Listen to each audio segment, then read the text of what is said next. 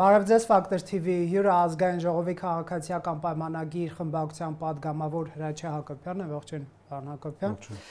Գյումրիի քաղաքապետը մեղադրում է ձեր կուսակցությանը հավանաբար նաև Սարիկ Մինասյանին ընտրակաշառք բաժանելու մեջ, ձեր թիմակիցը ասում էր, որ դատախազություն են դիմել, բայց մենք գիտենք դեռ ընթացք չի ստացել, այսինքն դիմել էր, որ ստուգեն այդ մեղադրանքները։ Ինձ հետաքրքիր է դուք ինչպես եք վերաբերվում այս քննադատությանը կամ հենց մեղադրանքին, որովհետև իշխանության հիմնական խաղաքարտային է, որ մենք իշխանության ենք, բայց ընտրություն չենք կեղծում։ Փաստորեն կեղծում եք ստացվում, այո։ Գիտեք, զավեշտը որտեղ է, նախ շնորհակալություն հրավերի համար։ Զավեշտը կանում է այնտեղ, որ ուրեմն ընդդիմադիր քաղաքական գործիչը, տվյալ դեպքում Գյումրու քաղաքապետը մեղադրում է ընտրակաշառք բաժանելու մեջ իշխանությանը, բայց դատախազություն դիմում է իշխանությունը։ Այսինքն ինքը այդ անձը, հա, քաղաքապետը ինքը ասում է, որ ես ունեմ փաստեր, որ ընտրակաշառք է բաժանվել, պետք եղած ժամանակ ես կներկայացնեմ այդ փաստերը, բայց իրենց դեպքում, հա, Գյումրու դեպքում ընդդիմադիր քաղաքական ուժը, ով ինքն է ներկայացնում հայց դատախազություն, որպեսզի քննվի այդ գործը։ Եթե ունեք փաստեր, դուք պետք է արդեն ներկայացնեիք այդ փաստերը։ Միգուցե չի վստահում դատախազությանը, պարոն Ղուկասյան։ Շատ լավ, չի վստահում, թող այդ փաստերը ներկայացնի հանրությանը։ Դա հանրությանն էլ չի վստահում։ Մտնում է խանութ դուրս։ Հա, հանրությանն էլ չի վստահում, որ այդ փաստերը ներկայացնի։ Թող որևէ միտեղ ներկայացնի։ Չեք կեղծել։ Իսկ միգուցե մերկապարանոց հայտարարություններ են դրանք։ Վարչապետը իդեպ այս թեմայով ասում էր, որ կարծում եմ ընտրությունների արդյունքների հետ կապված էլ խնդիր ունենք, մենք գիտենք, որ այնտեղ ընտրակաշառք է բաժանվել եւ պետք է մեխանիզմներ ունենանք հետագայում նման դեպքերը բացառելու համար եւ վերջում թյուրիմացաբար հասնել այդ կարգավիճակին, ես կարծում եմ թյուրիմացությունը հնդածած կշտկվի եւ երևույթը եւ հայտարարություն եւ հեղինակը նկատի ուներ Ղուկասյանին, այն ինչ փաստեր կան, օրինակ ընտրակաշառքի բաժանման նույն Ղուկասյանի կողմից կամ ընտրությունների արդյունքների հետ կապված ինչ խնդիր կա։ Ես կարծում եմ դրանով նույնպես համապատասխան մարմինները զբաղվում են հիմա։ Ես ինքս չգիտեմ ինչ փաստեր կան, բայց վստահ եմ, որ վարչապետը երբ ասում է կան փաստեր, ուրեմն վստահաբար կան այդ փաստերը եւ ներկայացված են համապատասխան մարմինների։ Կարծում եմ մնացածը կապրենք կտեսնենք։ Իսկ խնդիրը ո՞րն է Գյումրու ընտրությունների։ Բայց մեզ մեղադրել ընտրություններ կեղծելու մեջ այն դեպքում, երբ որ ընտրություններից հետո որը դիմում, հա, չեն ներկայացել կենտրոնական ընտրական հանձնաժողով, որպեսզի, հա, այս կամ այն ընտրատեղամասի արդյունքները վերանայեն։ Նկատի ունեք Վարդան Ղուկասյանի։ Եթե հիշում եք 2008 թվականի ընտրություններին եւ 2012 թվականի ընտրություններին ինչքան, չէ, դիմումներ էին գնում կենտրոնական ընտրական հանձնաժողով, որպեսզի վիճարկեն ընտրությունների արդյունքները։ 2018 թվականից մինչ օրս որևէ ընտրությունների հետ կապված ես այսպիսի, հա, աղմկահարույց բան չեմ լսել, որ ասեն օրինակ այս կամ այնտեղ կեղծվել է ընտրությունները, այս կամ այնտեղ ամասում կամ Վարչապետն ասում է ընտրակաշառք է բաժանվել, երբ որ ասում եք կամ փաստեր Գյումրի ընտրություններում ընտրակաշառքի բաժանման վերաբերյալ են այդ փաստերը։ Ես կարծում եմ, այո, եթե այդ համատեքստում է ասվում, այո, այդ համատեքստում է ասվում, ուրեմն դա նկատի ունի։ Իսկ ինչ կարող եք ասել Վարդան Ղուկասյանի արտահայտության վերաբերյալ միութենական պետություն մտնել չմտնելու շուրջ չեմ ուզում այդ տգեղ բառապաշարը օգտագործել, որ ես էլ չեմ օգտագործի այդ բառապաշարը, ընդհանրապես Վարդան Ղուկասյանի արտաբերած մտքերից կարելի է ուղղակի մի քանի ծաղկաքաղ անել, որ կարելի է կրկնել, որովհետև մնացածը, հա, այսպես եթերային չի, որքան էլ ինքը, հա, օրինակ շատ հետաքրքիր էր իր այդ հարցազրույցի ժամանակ, ասում է ես չեմ իջնի իրենց մակարդակին եւ չեմ պատասխանի իրենց լեզվով, խոսքը դուրս շպրտվելու մասին էր։ Հա, ասում է ես չեմ իջնի իրենց մակարդակին եւ իրենց լեզվով չեմ պատասխանի, բայց մի քանի րոպե հետո նա ուղղակի տեսախցիկների առաջ հայոյում է, հայոյանք է հնչեցնում եւ ինձ համար անկեղծ նաեւ լրատվամիջոցների արձագանքը անհասկանալի եղավ, որովհետեւ մի տեսակ չեմ հասկանում, երբ օրինակ իշխանական պաշտոնյան ինչ որ արտահայտություն է թույլ տալիս մի քանի անգամ մեղմ, սկսում են ասել պետք է մանդատը վայր դնի կամ պետք է էթիկայի հանձնաժողով ստեղծվի այդ հարցով, բայց երբ ընդդիմադիր քաղաքական գործիչը տեսախցիկների առաջ կանայք են ներկա հայոյանք է հնչեցնում, որևէ մեկը չի դատապարտում, չի ասում պարոն Վարդան Ղուկասյան, ինչ եք ձեզ թույլ տալիս։ Չեն ասում թող հրաժարական տա, չեն ասում թող էթիկայի հանձնաժողով ստեղծվի։ Մարդը ուղիղ հայոյում է եթերից։ Եվ դա հաճախ վերնագիր է դրվում, ասում ես հայոյանքը։ Եվ մի մասն էլ կարդում են վերնագրերը եւ տպավորություն է ստեղծում, որ ոմն Վարդան Ղուկասյան ավագը, որովհետեւ ունենք Վարդան Ղուկասյան կրտսեր իր դեպքում, ով նույնպես իդեպ շատ հետաքրքիր է, երկուսն էլ այսպես հայոյանքներով լեփ-լեցուն եթերներ են անում կամ հարցազրույցներ են տալիս։ Այս դեպքում Վարդան Ղուկասյան ավագը ու եթերում հայոյանք է հնչեցնում եւ որևէ մեկին դա այսպես ասած չի անհանգստացնում։ Դա խնդիր է։ Տեսեք, վարչապետը ըստ էության զգուշացրել էր, որ ներողություն կհեռացնեն, այո։ Ներողություն կառավարող ուժից որևէ մեկը հարցազրույցի ժամանակ մի թեթև ունքը բարձրացնում է վերև։ Մի փոքր, հա, այսպես փորձում է լրագրողին, հա, հակադարձել ինչ-որ բանով, վերնագրերը գնում են այսպես։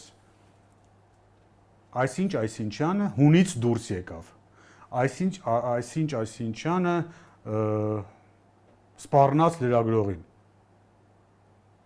Վարդան Ղուկասյանը տեսախցիկների առաջ հայոյում է, իր հայոյանքն են դնում։ Իր հայոյանքն են դնում։ Բայց լրագրողներին չէր հայոյում։ Պետք է կարծում եմ լրագրողներով շնորհակալ լինենք Վարդան Ղուկասյանից, որ դեռ այդտեղ չենք հասել։ Դե ես չէի լուսաբանում, չեմ կարող այնպես։ Շնորհակալ եմ ձեզ, որ դուք չեք լուսաբանել։ Պարոն Ղուկասյանը չի պատրաստվում հեռանալ վարչապետի դուրս շպրտելու այդ զգուշացումից հետո, ասում է ժողովուրդն է ինձ ընտրել, վարչապետը ասում է տեղի ունեցած թյուրիմացությունը շտկվելու է։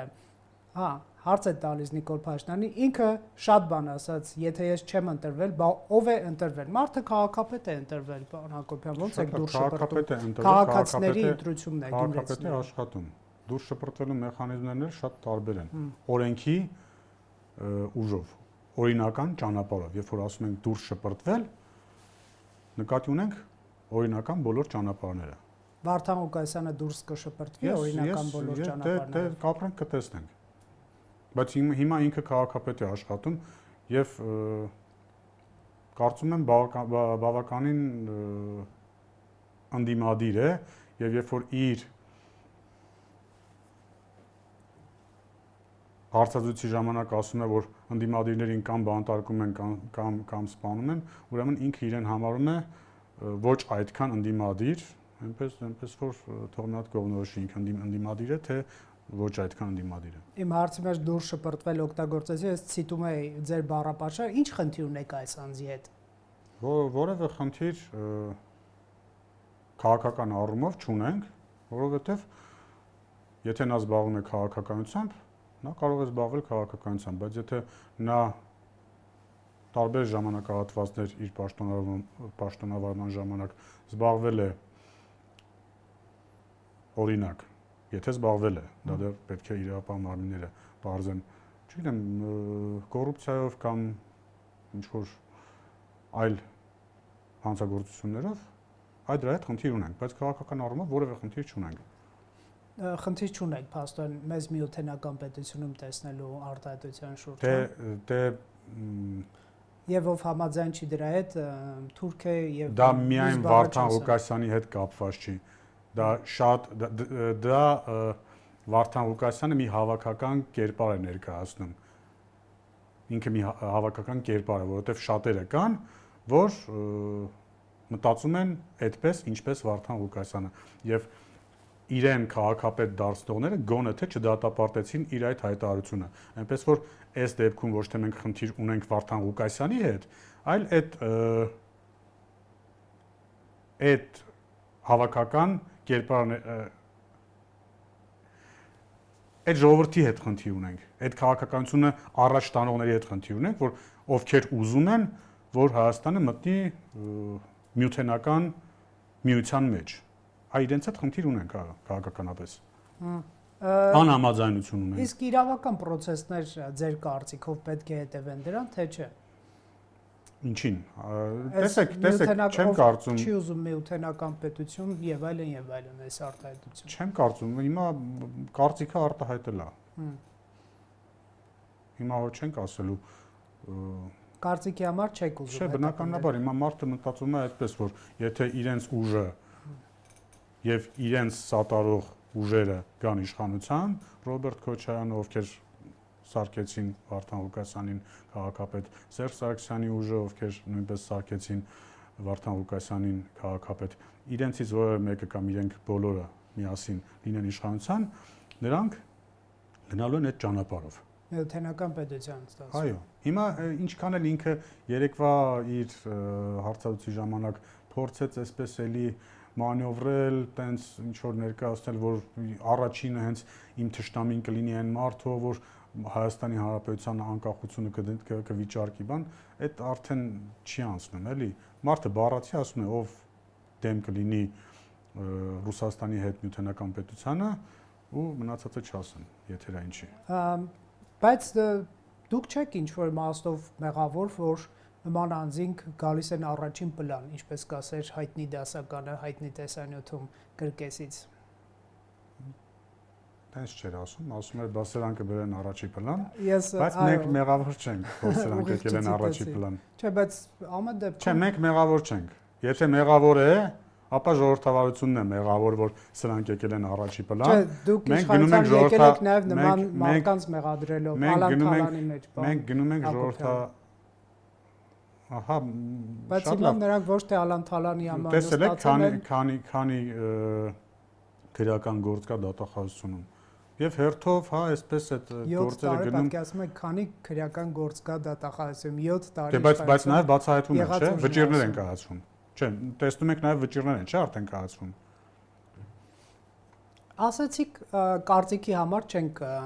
հետապնդելու։ Միքայել Աջապայանը կարծիք չի ասել, օրինակ կան մարդիկ իրավապաշտպան համայնքից այդ թվում, ասում են դա կարծիք է, ասենք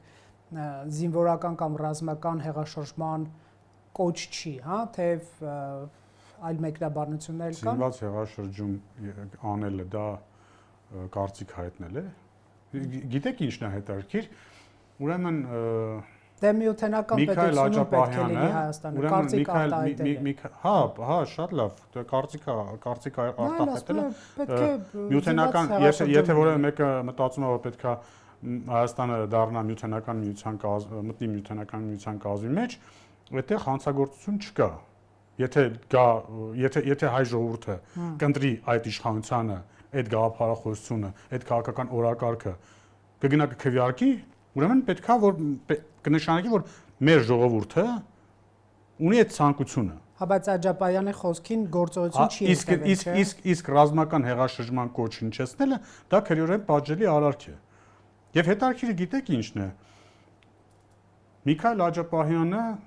մի հարցազրույցի մեջ ասում է, որ թե գրառում էր արել, թե հարցազրույց էր տվել, ասում է ես քննադատել եմ Ռոբերտ Քոչարյանին էլ կամ Ռոբերտ Քոչարյանի օրոք Լևոն Տեր-Պետրոսյանի օրոք Բոլոր էլ, իշխանությունները։ Սերժ Սարգսյանի իշխանության օրոք էլ քննադատել եմ։ Ինձ չբանտարկեցին։ Մենակ այս իշխանության օրոք ես քննադատեցի եւ ինձ բանտարկեցին։ Ուրեմն Ռոբերտ Քոչարյանի իշխանության օրոք, եթե Միքայել Աճապահյանը մտածեր, որ զինված հեղաշրջման կոչ հնչեցնի, մի քանի րոպեից կհայտնվեր Ռոբերտ Քոչարյանի աշխատասենյակում եւ կարտասաներ զինված բառի փոխարեն Զիքոյ արքայություն բառակապակցությունը։ Նա մտքով չէր անցնի, որ կարելի է զինված հեղաշրջում արտահայտություն անել։ Արագ կփոխվեր այդ մարդուն կասեր Զիքոյ արքայություն։ Չէ, Ռոբերտ Քոչարյանի օրոքով այդպիսի բռնապետություն չէր Հայաստանում։ Չէր։ Պողոս Պողոսյանը չսպանվեց։ Սրճարանի արտակնոցում մարտի 1 չեղավ, այլ քաղաքական սպանություններ չեղան, հոկտեմբերի 27 չեղավ, չէ։ Ապրում էինք խոսքի ազատության մեջ, եթե մարդիկ ուզենային հայոյեն Ռոբերտ Քոչարյանին, կարող էին հայոյել, այսօր մի քանի ուրեմն կա էլի, հա, երբեմն տեսնում եմ էլի Facebook-ում մի քանի բան թափթփուկներ, որ տենց բան հայոյում են Նիկոլ Փաշինյանին, տենց հայոյանք եմ գրում, բան, թափթփուկներ են, որովհետև իրենք տեսան, որ եկել է իշխանություն, ում կարելի է հայոյել եւ դրա համար ծեծ չուտել, զուգանում չսպանվել։ Մի քանի օքի հայոյեցին, տեսան դա տեղի չի ունենում, սկսեցին իրենք էլ տենց առյուծ կտրել ու հայոյանք հնչեցնել։ Այն դեպքում, երբ որ պրիվետ ռոբի համար մարդկանց զուգանում սպանում էին, ուր մնաց որևէ մեկ էս թափթփուկներից։ Մտքից այրով անցկացնել, որ կարելի է Facebook-ում, բայց իրենք շփոթում են ուժեղ լինելը դրա մեջ, այսինքն եթե դու քեզ պրիվետ ռոբ ասելու համար, եթե դու քեզ հայելու համար մարդուն զուգանում սպանում ես, ուրեմն դու ուժեղ ես։ Դրա համար իրանց այդ բանը կերպար կամ այսօր այդ թափթփուկները իրենց տարբեր եթերներում բան անգամ համարձակվում են բան տենց ինչ որ Ռոբերտ Քոչարյանին տենց քննադատեն, մի քիչ է սուր խոսք ասեն, էլի եմ ասում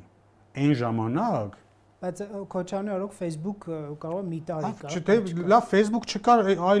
այլ ձևով ինչ որ բան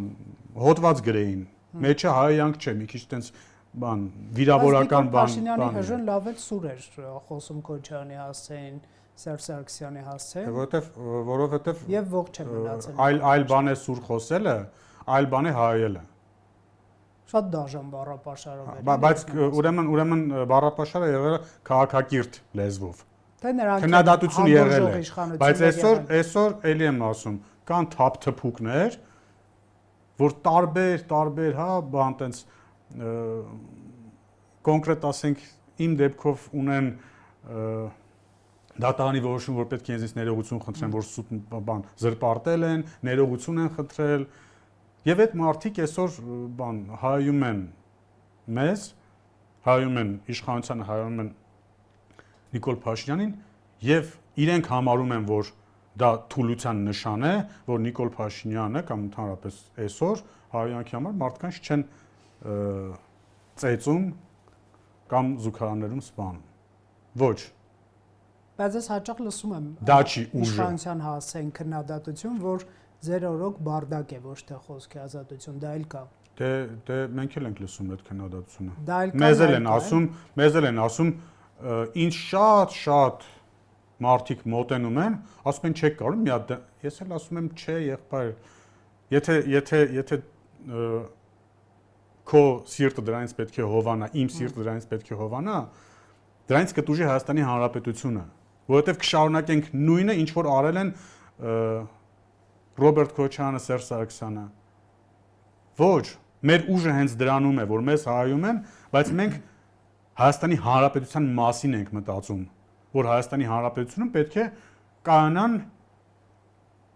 ինստիտուտներ, որ եթե ինձ հայել են, ոչ թե ես պետք է անձամբ գնամ հաշվի հարդար տեսնեմ, այլ դիմեմ ինչ որ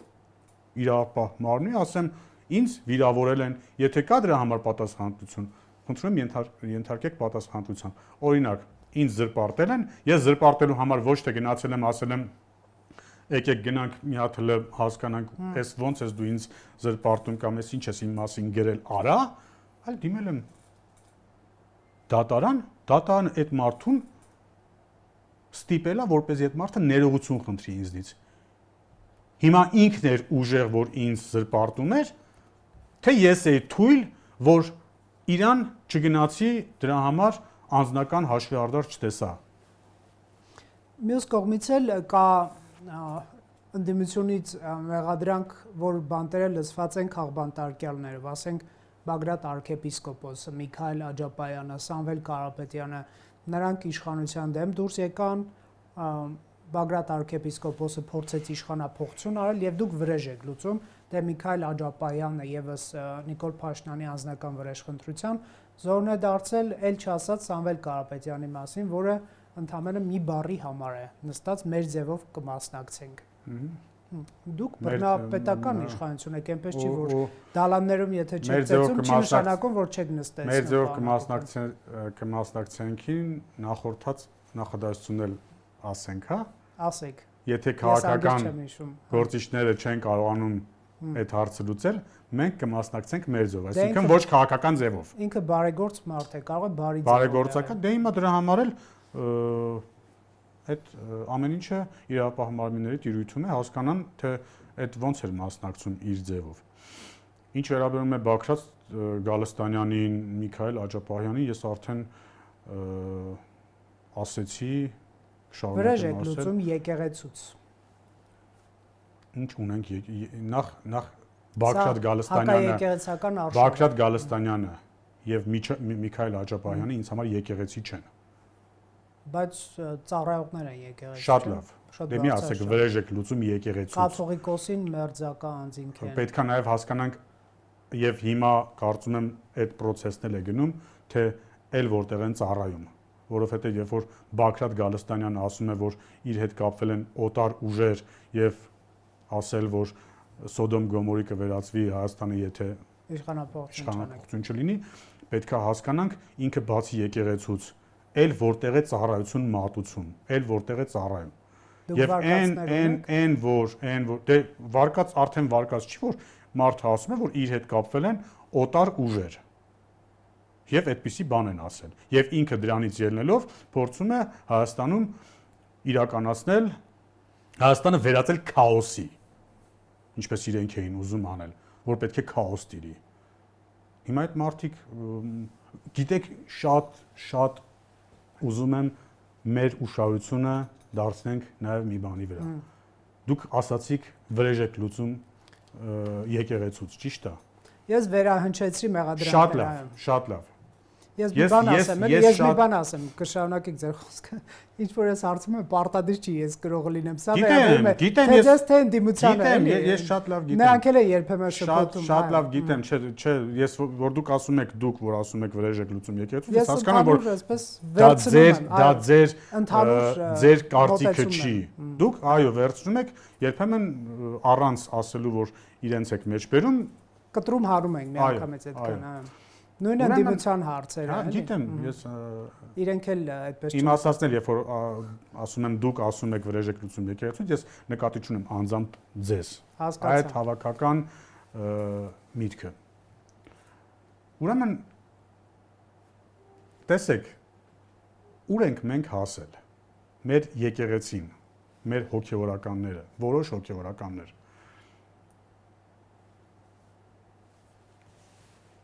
հոգևորականը մարդ ով ծառայում է Աստծուն ասում է մի երկու հոգու պատի տակ գյուլում ես նախ մեկ իր բառապաշարը մի երկու հոգու պատի տակ գյուլում ես ընտանիքներին փոխհատուցում ես տալիս երկրորդ այդ բանը լավ կանգնենք սրա վրա։ Մի երկու հոգու պատի տակ գյուլում ես։ Բայց պաստաբան ասած որ կոնտեքստից ես խոսում եմ հենց դրա մասին, թե որտեղ ենք մենք արդեն հասել։ Այսինքն մեզ համար արդեն նորմալ է, որ սրբազան հայրը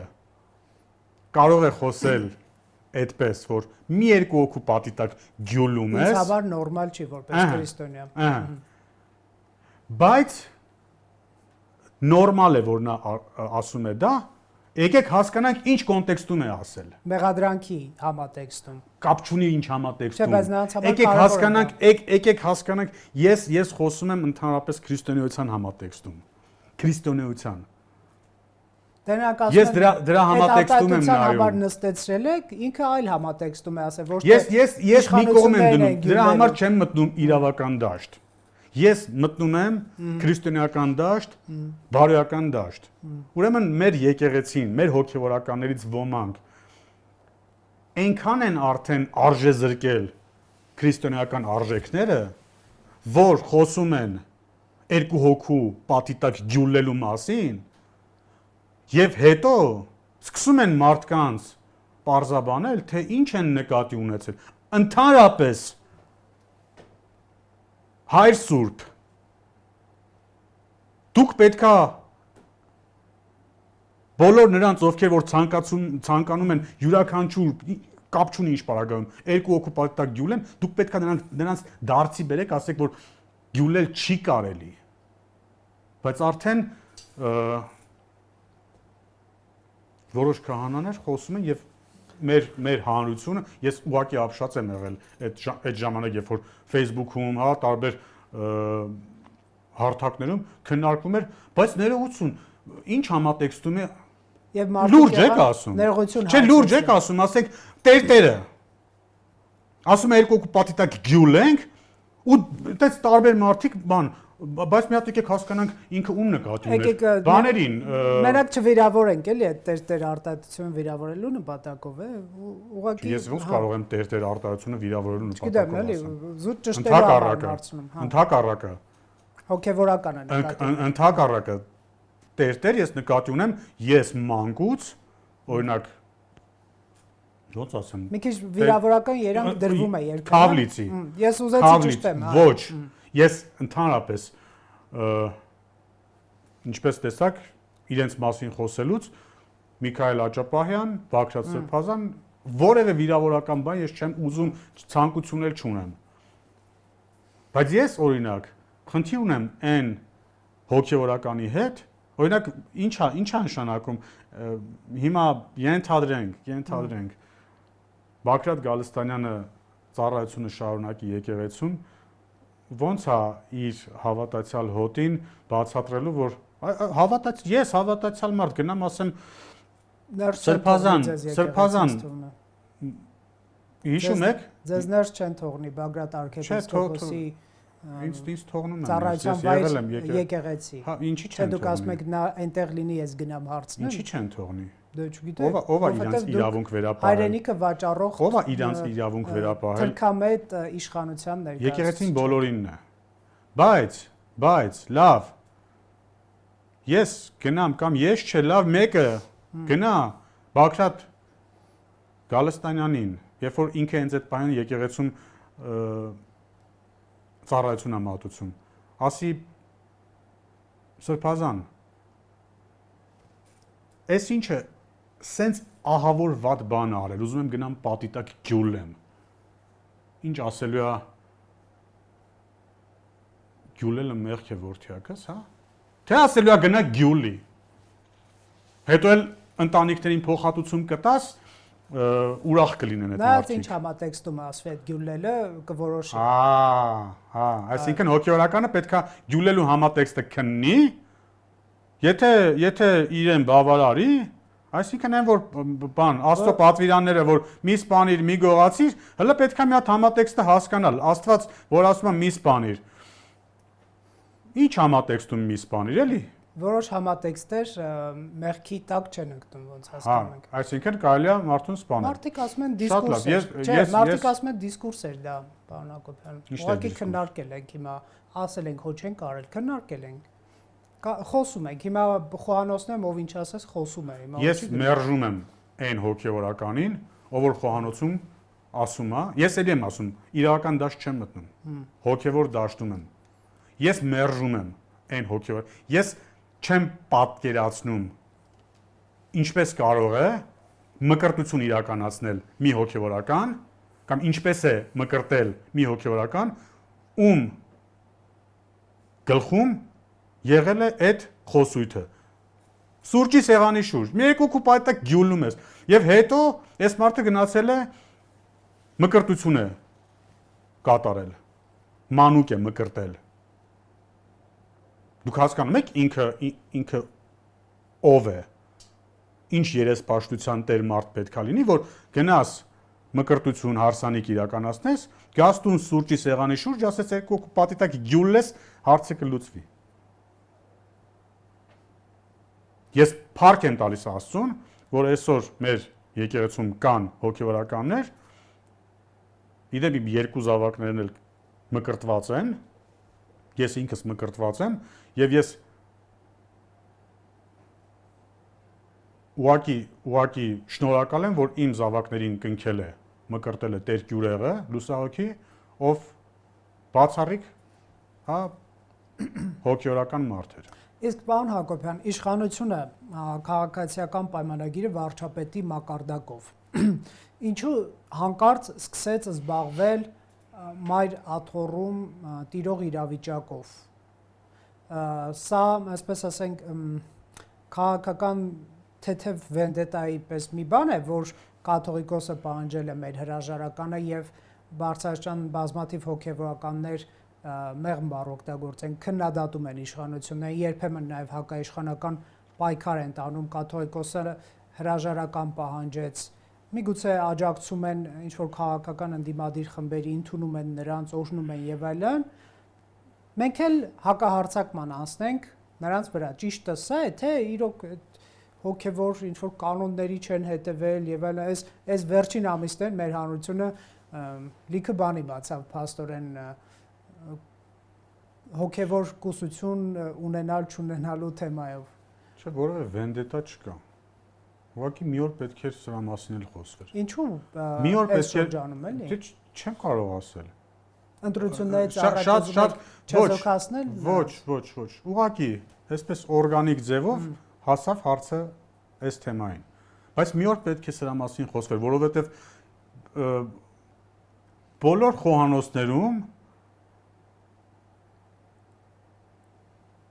չէր խոսվում երկու հոգի պատուտակ ջուլելու մասին, բայց շատ հաճախ խոսվում էր, որ այս ինչ հոգևորականը զավակ ունի, այս ինչը սիրուհի ունի, ի տխրություն Բագրատ Գալստանյանի խոհանոցներում չէին քննարկում երկու հոգի պատուտակ ջուլելու հարցը։ Քննարկում էին, որ այս ինչ հոգևորականը սիրուհի ունի, այս ինչ հոգևորականը մոմի բիզնեսն է անում։ Շատ խոհանոցներում։ Ազատ երկիրը հիմա ինչով ուզում զբաղվում են, ինչ խնդիր կա։ Հոգևորականները։ Հա։ Դե թող ուղակի։ Դուք եք չէ ասում ժողովրդավարական երկիրը։ Դե թող ուղակի իրենք վեր կանան։ Թող ուղակի իրենք վեր կանան, ասեն, որ շատ լավ, մենք կանոնագիրքը փոխեն եկեղեցու եւ ասեն, ենթադրենք պետք է այսուհետեւ կաթողիկոսները չլինեն կուսակրում։ Այլ մեկնաբանություն էլ կա, ընդդիմությանը չեզոքացի։ Նկատի ունեմ վենդետա ասել, ասենք բանտերը լցրիկ ընդդիմությանը եկեղեցին է մնացել միայն ազգային արժեքների պահապան եւ քանի որ դուք ապազգային իշխանություն եք, Հայաստան դաշինքի այդ բան մեր դահլիճում նիստերի իրենց աթոռների քանակը։ Իրենք նստած են այդ աթոռներին, գալիս են, աշխատում են։ Հələ կան մարդիկ, ովքեր որ մանդատները վայր են դրել, դրսում են, չեն, այսինքն մանդատ չունեն, ընդդիմադիր չեն, սուր խոսույթ չունեն։ Հիմա ասենք մի падգամավորի, ով կապ ուներ Բագրատ Գալստանյան հենց այդ Հայաստանը քաոսի վերածելու ծրագրի հետ, մի падգամավորի եկավ դատախազությունը միջնորդեց, որպեսզի ազգային ժողովը հանրային քրեական հետապնդման թույլտվություն տվեցինք, հետո տարան կալանքի, ասացին փորձում եք լրացնել, բա Քրիստինե Վարդանյանին ինչի չենք փորձում լրացնել։ Կարող Քրիստինե Վարդանյանը ուղակի Բագրատ Գալստանյանի հետ չէ մտահոգ են, որ դաշնակցությունը փակելու նպատակ ունի, երբ որ ասում եք կուսակցությունը պետք է ժողովրդավարական թող չմտահոգվեն, իրենք են փակում դաշնակցությունը ամենօրյա ռեժիմով։ Մենք այսպես բան ասում պոպկորնը դրել ենք ու նայում ենք ոնց է դաշնակցությունը ինքը իր դռները փակելով գնում, բայց կարող է այն մյուս ինչ էր Գեգամ Մանուկյանը, այն Աննա Գրիգորյանը, այդպես քիչ ընդդիմադիր են, որ իրանց հանդեպ բան չկա, հետապնդում չկա, քաղաքական ճակերտավոր։ Թե ուղղակի իրանք չեն մասնակցել այդ խոսակցություններին, որ պետքա երկիրը քաոսի վերածել, որ պետքա մալուխներ կտրել, որ պետքա յուղեր լցնել ավտոբուսների վրա, որ պետքա թունելներում տուկեր վառել, որ քաոսի վերածվի։ Բայց չեք շտապում դա ահաբեկչություն որակելով, չէ՞ որ դեռ դատական պետք է ահաբեկչությունը լիներ։ Չէ, դատարանը թող որոշի, որ այո, սա ահաբեկչության փորձ է։ Ես չես իրանք ուզում եմ ասել ԿՊ-ն այսպես մեղադրանքը վերցրած որպես փաստ։ Ես չասեցի, իդեպ չասեցի ահաբեկչության։ Ես ասեցի ուզում էին ես մեջ բերեցի իրենց խոսքերը, որ քաոսի վերածել, մալուխներ, բան, հիմա ահաբեկչության փորձ էր, թե փորձ չէր, դա արդեն իրապահ մարմիններ, դատարանները կտան իրենց գնահատականները։ Բայց նկատի ունեմ, երբ որ այդ նույն մարդիկ Քրիստինե Վարդանյան, Աննա Գրիգորյան, Գեգամ Մանուկյան գալիս են ասում են այ Արտուր Սարգսյանին լրացնելու համար եկա։ Բա դուք ո՞նց եք մոտենում այդ ամբիոնին ու տենց ոնց ուզում խոսում եք դուք վատ եք խոսում Արտուր Սարգսյանը տենց ավելի կոշտ էր խոսում Արտուր Սարգսյանին տարան բան քաղաքական հետապնդման ենթարկեցին, իսկ դուք տենց զուսպ մարդիկ եք, հա? Կամ այն մի հոգի կա, ասենք դա ընդհանրապես ես գրառում էր արել, որ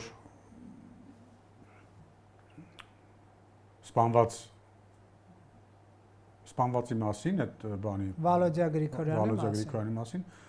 եւ նա падգամավոր է, հասկանում եք, գրել էր Նիկոլը սպանեց Վալոդիային։ Հիմա ասենք այդ կինը, խոսքը Աննա Մկրտչյանի մասին է։ Ես ուղղակի զարմանում եմ։ Գալիս է նստում է ազգային ժողովում իր աթոռին, ասելիք չունի, հա, գրելիք չունի էլ Facebook-ում։ Թե այդ պահին, ասենք ուղղակի ամեն ինչ այդ վշտի վրա վիշտը քաղաքականացնելը անբարոյականություն է բոլոր իմաստներով։ Ասենք մի րոպե շուտ այնքան որ մի գրառում անես։ Լավ, հիմա ասենք պետքա պատերի տակով քայլես, պետքա մարդկանց աչքերի մեջ չնայես։ Դու տենց գրառում ես անում, հետո բոլորովին այլ բան է պարզվում։ Բայց ասես, լավ, դուք ճիշտ եք, ես սխալվեցի։ 26-ին ԿՊ-ն ինչ երեսով է մարդկանց ասելու ինձ ընտրեք։ Ընտրեք խաղաղությունը այդ երեսով։ 26-ին ԿՊ-ն գնալու է մարդկանց ասի, ընտրեք ինձ, ընտրեք խաղաղությունը։ Այսքանից հետո, հա, հիշատակում են, չէ՞, պատերազմները, բռնի տեղահանությունը, զոհերը։ Ձեր հարցը եւ ընդդիմությունը կոնկրետ պատասխան։ Ընտրեք ԿՊ։ Աղետ վերած իշխանությունը խաղաղություն է խոստանում։ Ոնց։ Ահա, ընտրեք ԿՊ, ընտրեք խաղաղությունը։ Ընտրելով ԿՊ, կընտրեք խաղաղությունը։ Ուրեմն, երբ որ ընդդիմությունը սենց ամեն օր մի բան է գուժում, որ այ իդեպ իրանց ասածներից ինչ քանիսը իրականություն դարձավ այն սկսած ոսկեպարի եկեղեցուց մինչև որ հեսա Սյունիք բան քանիսը իրանց այդ գույժերից իրականություն դարձավ իսկ մեր ասածներից գիտեք որ իրականություն դարձավ որ 1 տարի 7 ամիս սահմանին հակառակորդի կրակոցից զոհ չունենք բա խաղաղությունը պոզով պոչով է լինում։ Այդ որ իրենք ասում են խաղաղությունը թղթի վրա չի։ Ես լսել եմ դրա բացատրությունը։ Որևէ մեկը չի ասում, խաղաղությունը թղթի վրա է, խաղաղությունը հողի վրա է։ 1 տարի 7 ամիս որևէ մեկի, ոչ Ռոբերտ Քոչյանի, ոչ Լեոն Տեր-Պետրոսյանի, ոչ Սերժ Սարգսյանի կառավարման տարիներին 1 տարի 7 ամիս, 1 տարի սահմանին, որ զոհ չլինի, այդպիսի դեպք չի եղել։ Ես լսել եմ ամիս չի եղել։ Բացատրությունը լսել եմ, այն է, որ քանի որ վարչապետ Նիկոլ Փաշինյանի կառավարությունը ձեռնտու է Ալիևին իր ուզածիճումները քաշում է, չի կրակում, որ վերընտրվի, այ գաք ասեք խաղաղություն է, տեսեք, որ վերընտրվեք։ Միտումնավոր Ալիևը չի կրակում, որ դուք խաղաղությունից խոսեք եւ վաճառեք ժողովրդին։ Զիջումների մասին խոսողները թող վերցնեն օգոստոսի 8-ի կնքված համաձայնագրերը կարդան, տեսնեն ով ինչ է ընդհանրապես զիջում, փոխադարձության սկզբունք կա թե չկա։ Թող վերցնեն կարդան, ուղղակի դա հրապարակված փաստաթուղթ է։ Հետո խոսելուց ինչ ուզում են կարող են խոսեն։ Բայց ես նորից եմ կրկնում, իրենք թող շարունակեն խոսել։ Փաստը մնում է փաստ, որ սահմանին 1 տարի 7 ամիս հակառակորդի կրակոցից որևէ անձ զինվոր չի մահացել, չի զոհվել։ Դա խաղաղություն չէ։ Եկեք Կարծում եմ դա բարի ուղերձով ավարտենք մեր զրույցը։ Շնորհակալ եմ, որ զոր չի եղել բարի ուղերձով ավարտելու հնարավորություն տվեցիք, այո։ Factor TV-ում հյուրընկալել ենք Հրաչյա Հակոբյանին։